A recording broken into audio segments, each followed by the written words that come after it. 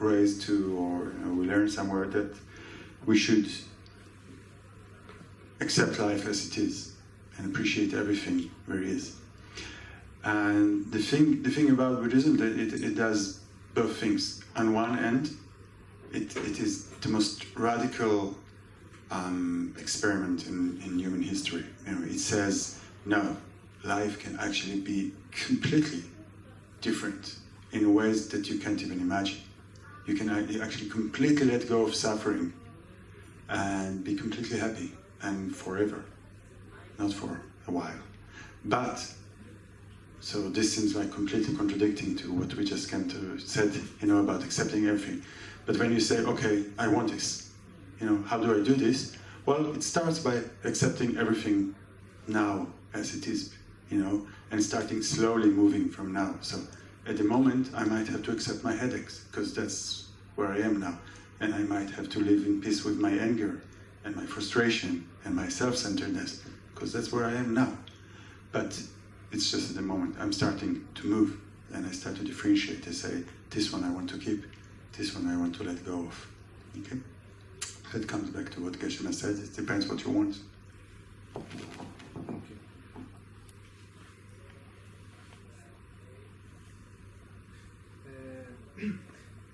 Sometimes when looking at things that come up, it feels like it's hard to be honest with yourself about how you look at the things.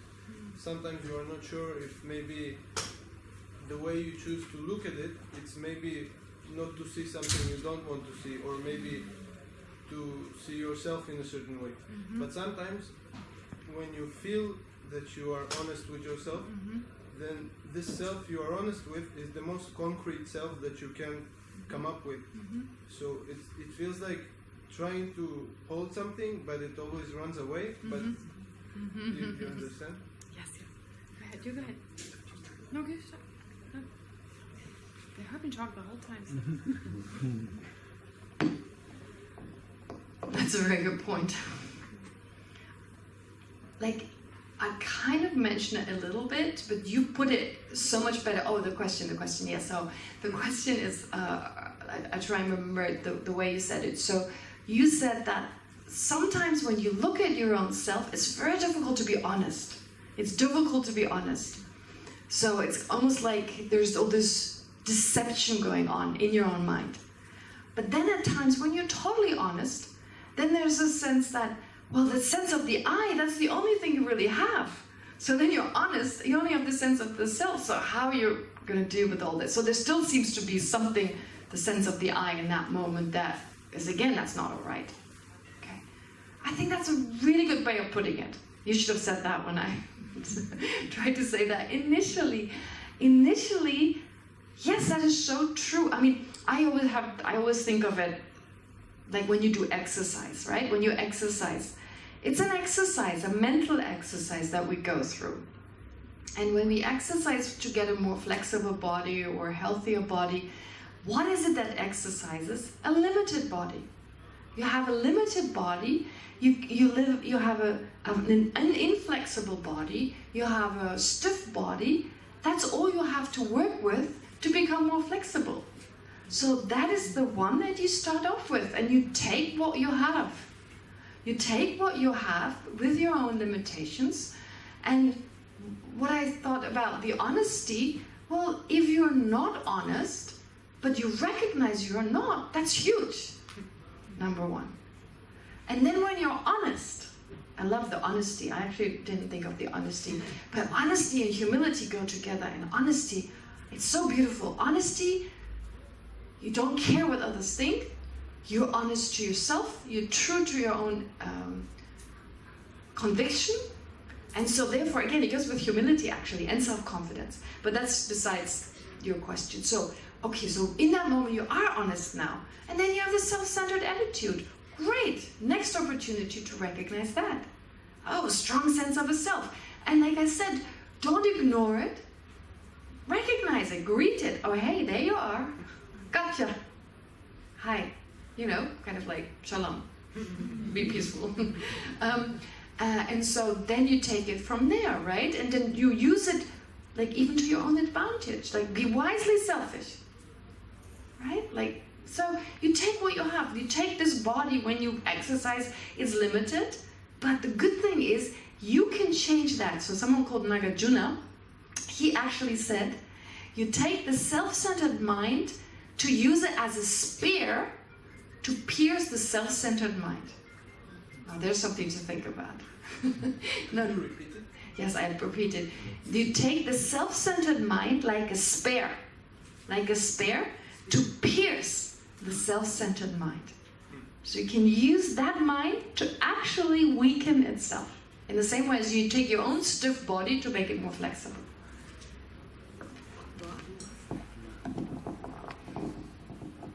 Well, you probably all know that Buddhism has a very strong connection in the last probably 20 years with science, with modern science and scientists. And it comes because the Buddhist approach is in its essence a scientific approach. But it's maybe one of the most difficult fields of science because it requires us to be scientific about the one thing that we are less objective than anything else, and that's ourselves. That's what you're saying. It's very difficult to be honest, to see clearly ourselves. So it's very difficult to be a scientist in any field. It's very difficult to be objective wherever you try to research or whatever you try to check. But here, the thing we're observing is ourselves. And to be objective, I don't know if you can even, or to be very precise and to be very careful with your methods and to be honest. Yeah, it's very, very challenging when it comes to yourself. And I think that's one of the beautiful things about, like humility that Geshe said, because you can see that many people starting to practice the path, they become modest, but in a kind of a fake way. They overdo it. I'm worthless. I'm good for nothing. That doesn't bring up the feeling of humility. It doesn't make that person more pleasant to the people around him. It doesn't make him more helpful. It's actually more of a burden. You don't like it when somebody goes like, I'm good for nothing. So what it actually requires is to be honest and to know what you're good at. With this you can go on. What you're less good, this maybe you can step back. And I completely agree with you that it's very, very challenging. But it's that's the field we're researching. That's where we have to practice. And it's not that it's a scientific, objective fact, ourselves. It's never. It's not a fact. Am I really good at it? Like talking to you now. Am I doing it good or not? Well, we can each one have an opinion about it. It's not that I can really know if I'm doing it well or not. Okay, but I can learn to look at it and say, if there is some benefit in it, then I'll do it. If there is no benefit in it, maybe I'll let somebody else do it. Okay, so it's less just a question of what I think or how do I feel. Because for me it's not easy to sit here and talk to you and talk to people. And I would prefer to sit in the back but if there is some benefit about it, then I'll do it, even if I prefer to do something else. So this kind of thing where you try to check things about yourself in the same way you would check if it was somebody else or something else, and you just learn it, and it is very challenging, And I think it's one of the beautiful things. There's a friend of mine who just passed away a couple of months ago, and he was a professor, a scientist, and he had this really strange kind of humility. He could tell you, I'm smartest than most people. I'm smarter, sorry, for most people. And he would just say it as a fact, which was absolutely true. It was true, nobody could argue with that. He was smarter. But he didn't think that makes him better than another one. He just thought, this is one thing, one field, and in this field, I'm faster. I catch faster things. So that didn't bring with it any feeling of I'm better or I'm better than you. And in the same sentence, he would say, this kind of thing, I don't know how to do. I'm completely stupid about it. It was something very honest and very scientific, I would say, about the way he was looking at himself. And it's such a relief. It's so easy to be around somebody like that, because you don't have to play all these games of trying to tell him, oh, no, you're not so bad, or to try to put him down. That's okay. Yeah, he has this thing that can look at himself, say, okay, with this I'm good, this one I'm not good. And it's fine. I don't have to be perfect with everything. I just have to know. So. I want to ask about the way to increase our self-confidence. It seems like it's all you talked about, but I feel that part of what you were talking about being aware and accept our limits and being aware to the self-centers is more like increasing the being self-centered. And how and when, and even then he said we have to recognize that again and again we are self-centered. When is looking about ourselves as the good and the things that are like helpful, healthy and makes self-confidence. What will make our self-confidence increase that. strong? Do you want to go ahead? No, go ahead. No, you go ahead. I go. Yeah, go ahead. My way to increase my self-confidence is to let Geshe speak first. Well, there are many different ways we can approach that question, and it's a very good one. You heard the question? The question was basically how do you increase your self-confidence? I mean, we were talking about self-centeredness that we want to take down and self-confidence that we want to increase. But how do we go about increasing our self-confidence? And I think we can approach it from different ways, but one of the most important ones for me in the Buddhist path is this the emphasis we put on motivation versus results. So when you practice on the path, when you learn to raise awareness to yourself, what you start to do is to look less and less at the results, at the end result, at the goal, and you look more and more about your motivation. So it's not a question of whether what I'll do will come out perfect, or will I be good at it, or will I be appreciated. It's more the question where I come from, and why do I do what I want to do. And when I get more clear about where I come from and what's my motivation to do, it's less important how it will come out. I did my best, And this thing of good enough, we had this good enough mother, to be good enough person. Once I'm clear about my motivation, and I'm checking myself, like sitting in front of you now and talking, is that because I want the fame and the appreciation, or is it my little contribution?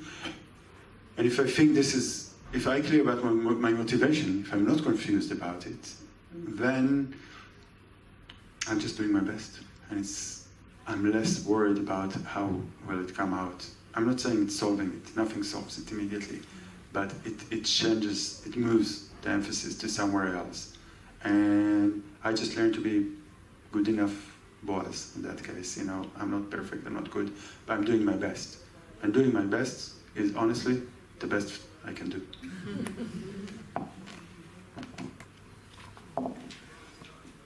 What I liked about this question, the way you put it forth, to me this described exactly this struggle between like balance.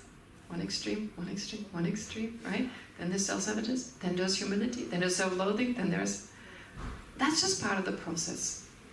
So I see myself in the same situation. Oh, is this self-centeredness or is this self-confidence? I don't even know which one it is. Forgetting about being able to balance those two. Sometimes I don't even know which one is which. But besides that, that's just part of the process. But also, in terms of humility, I describe more the humility because I feel it's been misunderstood so often.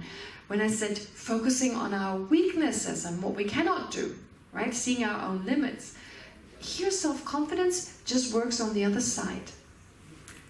So in Buddhism, what is also important is with regard to who am I am not this, I'm not that, I'm not my good qualities, I'm not my bad qualities, but they're all part of me.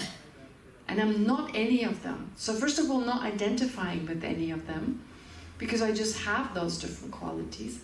And then to focus on the good ones. Sometimes making a list, right? I'm very good at making lists. I'm very good at forgetting, and lists help me. Maybe just making a list, right? Write down the good things that I have. Or what I also find is very important, how I've been able to solve a problem. Oftentimes we're scared of future problems that may arise. But if I think back, oh, I solved this problem. I was able to work through this. And sometimes going through the list of issues that I've solved, I made it through high school. Or at least a month. You know, maybe some, but a month of high school, that's a lot. I made it through, I grew up. I learned to walk, I mean, it sounds bizarre, we take it for, but it's actually really difficult. All the things we've accomplished, amazing, what we can do now. So make a list. And then go, wow, not bad. And you know, this is my favorite story, it's so silly, I've heard this story so many times. I read it at Reader's Digest.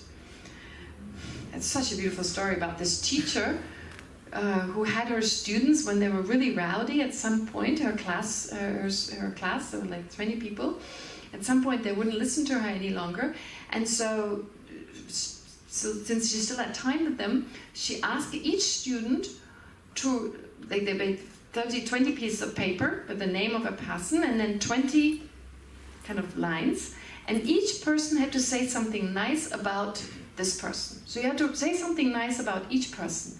And in the end, she gave everyone their paper back. And so each person had 20 nice things about them. And that gave these people so much, apparently. Like, they said one of them went to the war and was killed, Iraqi war, yeah, to the Iraqi war. And he had that piece of paper, it was found on his uniform. It was found on his uniform. He was carrying it with him. So basically, all I'm trying to say is like there were 20 things that other people had recognized in you that meant so much.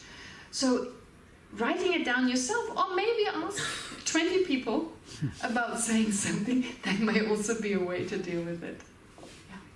Okay. Yes? I know you talked about it a little bit, but again, how it goes with the non-self in Buddhism. Self, and non-self. Like, Well, there's a weekend about it. yeah. Oh, me? Yeah, Really? yeah. Oh. 2 minutes? 5 minutes? Oh, 2 minutes, come on. 2 minutes? Well, we don't need more than that. The question was, what about the no-self in Buddhism? Yeah? Well, I don't think we can really cover it, but I'll say something. First of all, it's really interesting. I spent the summer in South India learning some Indian teachers philosophy. And Buddhism grew up in India, and actually, in many ways, it's just one branch of the Indian philosophy, which is vast and huge. And Indian philosophy, again, there is a huge variety, but mostly talks about finding your real self. So there's no self, there is a self, and there is a real self that you have to find it and connect to it. And when you look at some of these teachers, some of these schools, their real self is not really different from what we call no self. It's just a different way to get to it. And I actually think that sometimes it's more, it's easier to understand and talk about a real self than to talk about the no self. Because when we say there is no self, we don't mean that I don't exist. I mean, I'm here, you know. And if I, you know... it means that I exist in another way that I think. Yeah, exactly. So it doesn't mean there's nobody here and you're just imagining, or I'm just imagining. It just means the way I imagine myself to exist, the way I conceive myself is not the way I really exist. I add something, I put something extra on top. You know, there's this body here, there's this mind here, this movement of things, but I kind of add on this some kind of an owner. There is somebody who says, my body, it's my mind, you know, and this thing doesn't exist, you know, it's just this mind and body, that's what's there. So it's not really, we say there is no self, and it's in a way confusing, because we mean, yeah, I do exist, just not in that way. So in the same way you could say what the true self is, you know, the real self. And the real self will be one that doesn't exist from its own side, you know, it's not permanent, it's not independent of other things, you know, and that's what we try to understand. And I always think, and I say it many times, that the problem with the question of, you know, who am I or how do I exist, it's not that we don't understand the answer, it's that we don't understand the question. We don't really understand because we are not bothered by the question of the self when we grow up in the West. If you're an Indian, this word Atman, it's an extremely important word in your life, and you would understand what does it mean to have an Atman or not have, to have self or not self. We don't grow up thinking about that in that way, you know. So when somebody comes